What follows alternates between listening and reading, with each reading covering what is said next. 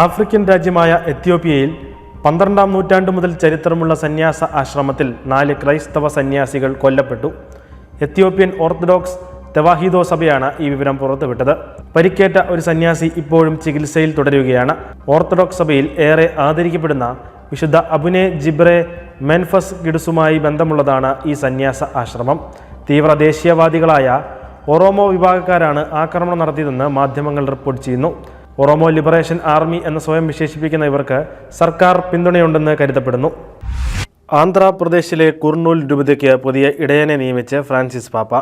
കർമ്മലീത്ത സഭാ വൈദികനായ father Johannes ഗൊരൻഡലയെ ആണ് പാപ്പ രൂപതാധ്യക്ഷനായി നിയമിച്ചത്. റോമിലെ തെരേസിയാനും സർവകലാശാലയിൽ അധ്യാപകനായി സേവനം ചെയ്തു വരവെയാണ് ഫാദർ ജോഹന്നസിനെ പാപ്പ പുതിയ ദൗത്യം ഏൽപ്പിക്കുന്നത്.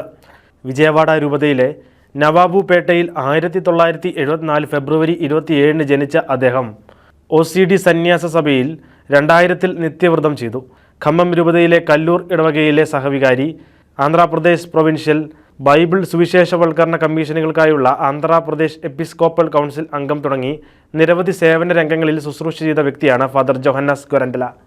2024 മാർച്ച് മാസത്തിലെ ഫ്രാൻസിസ് പാപ്പായുടെ പ്രാർത്ഥനാ നിയോഗം പ്രസിദ്ധീകരിച്ചു.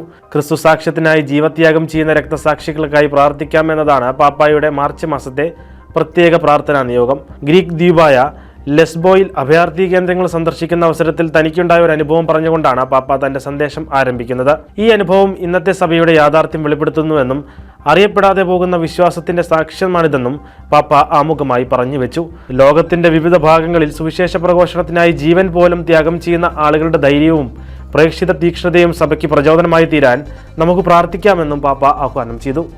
പാകിസ്ഥാന്റെ ചരിത്രത്തിൽ ക്രൈസ്തവർക്കെതിരെ ഉണ്ടായ ഏറ്റവും രൂക്ഷമായ സംഘടിത ആക്രമണത്തെക്കുറിച്ച് ഗവൺമെന്റ് സമർപ്പിച്ച റിപ്പോർട്ട് ചവറ്റുകുട്ടയിൽ എറിയാൻ മാത്രമുള്ള നിലവാരമേ പുലർത്തുന്നുള്ളൂവെന്ന സുപ്രീം കോടതിയുടെ നിലപാടിനെ സ്വാഗതം ചെയ്ത് പാകിസ്ഥാൻ കാത്തലിക് ബിഷപ്പ് കോൺഫറൻസ് തലവൻ ബിഷപ്പ് സാംസൺ ഷുക്കാർദീൻ 2023 ഓഗസ്റ്റ് മാസത്തിൽ ജനൻവാലയിൽ നടന്ന ആക്രമണത്തിലാണ് 25 ക്രൈസ്തവ ദേവാലയങ്ങളും 100ഓളം ക്രൈസ്തവരുടെ ഭവനങ്ങളും ആൾക്കൂട്ട ആക്രമണത്തിൽ അഗ്നിക്കിരയായത്. ആക്രമണവുമായി ബന്ധപ്പെട്ട് പോലീസ് നടത്തിയ അറസ്റ്റുകളെക്കുറിച്ചോ കോടതിയിൽ നിലവിലിരിക്കുന്ന കേസുകളെക്കുറിച്ചോ വിവരങ്ങൾ ചേർക്കാതെയാണ് റിപ്പോർട്ട് തയ്യാറാക്കിയിരിക്കുന്നതെന്നും കുറ്റവാളികളെ നിയമത്തിനു മുമ്പിൽ കൊണ്ടുവരുന്നതിൽ അന്വേഷണ ഏജൻസികൾക്ക് താൽപ്പര്യമില്ലെന്നും പാക് സുപ്രീം കോടതി ജസ്റ്റിസ് ക്വാസി ഫായിസ് ഇസ വക്കാൽ നിരീക്ഷിച്ചു. വിശുദ്ധ നാട്ടിലെ ക്രൈസ്തവ സ്കൂളുകളിൽ പഠിക്കുന്ന കുട്ടികളുടെ നേതൃത്വത്തിൽ തെരുവിലൂടെ നടത്തിയ കുരിശിന്റെ വഴി ശ്രദ്ധേയമാകുന്നു.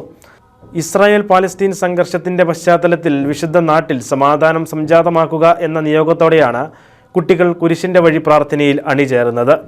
വിശുദ്ധ നാട്ടിന്റെ ചുമതല വഹിക്കുന്ന ഫാദർ ഫ്രാൻസിസ്കോ പാറ്റൺ, ഇസ്രായേലിലെ അപ്പസ്തോലിക് നൂൻഷോയും ജെറുസലേമിലെ അപ്പസ്തോലിക് ഡെലിഗേറ്റുമായ ആർച്ച് ബിഷപ്പ് അഡോൾഫോ തിത്തോയലാന തുടങ്ങിയവർ കുട്ടികളും അധ്യാപകരും പങ്കെടുത്ത കുരിശിന്റെ വഴി പ്രാർത്ഥനയ്ക്ക് നേതൃത്വം നൽകി.